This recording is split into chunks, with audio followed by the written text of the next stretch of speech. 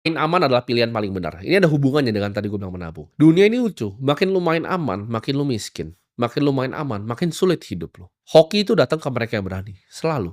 Saking takutnya kamu sama investasi, lu simpen semua uangnya ya di bawah bantal. Lu nggak berani berinvestasi di kripto, lu nggak berani berinvestasi di saham, lu nggak berani berinvestasi di bonds. Lu takut ya, lu takut belajar hal baru, lu takut belajar teknologi baru. Lu cuman simpen semua uangnya di celengan ayam lu. Main aman itu bikin lu tua tanpa hasil. Nggak ada orang besar yang hidup di dunia ini tuh main aman. Alexander the Great itu nggak pernah main aman. Warren Buffett itu nggak pernah main aman. Julius Caesar tuh nggak pernah main aman. Napoleon Bonaparte pun nggak pernah main aman. Tidak ada yang main aman dan di dunia ini jadi manusia yang diingat. Lu harus ingat ya.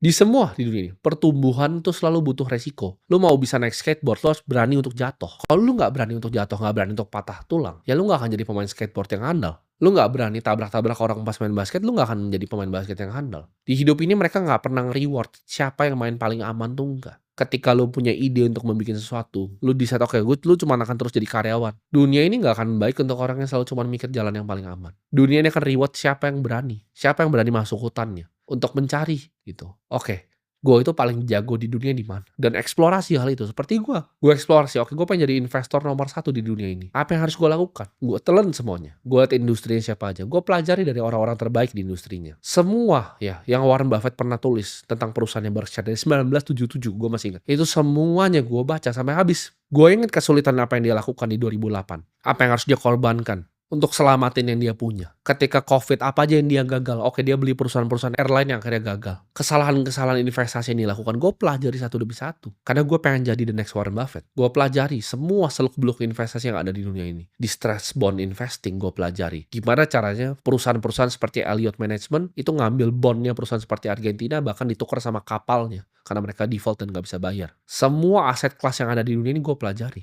Mau itu dari macro investing. Ngeliat oke, apa yang terjadi di dunia. Dan apa yang kita bisa bet di dunia ini. Oh, kenaikan emas ini korelasinya apa? Oh, kalau suku bunga naik, suku bunga turun nih korelasinya apa? Oh, gimana caranya ngeliat perusahaan? Long short equity itu seperti apa? Kalau gue lihat misalnya Nvidia ini bagus, dan next ada perusahaan yang kira-kira menurut gue kurang bagus, gimana cara hedgingnya seperti apa? Ini semua gue pelajari dan ini semua ini butuh resiko. Ketika lu mau taruh uang ya, gue udah private equity play. Oke, ini perusahaan bikin segini uangnya. Kira-kira cash flow-nya sampai 15 tahun ke bisa segini. Gue diskon arus kas masa depannya ke discount rate-nya. Itu semua gue pelajari dari gue masih sangat kecil. Gue nggak tiba-tiba bisa jadi seperti sekarang. Semua itu butuh proses dan ini bukan dengan gue main aman, enggak. Gue resikokan uang gue dan banyak sekali gue gagal dalam investasi. Investasi itu bukan game yang lu harus menang 100%. Lu menang 65% di investasi aja lu udah sangat jago. Dan uang lu akan berganda sangat banyak.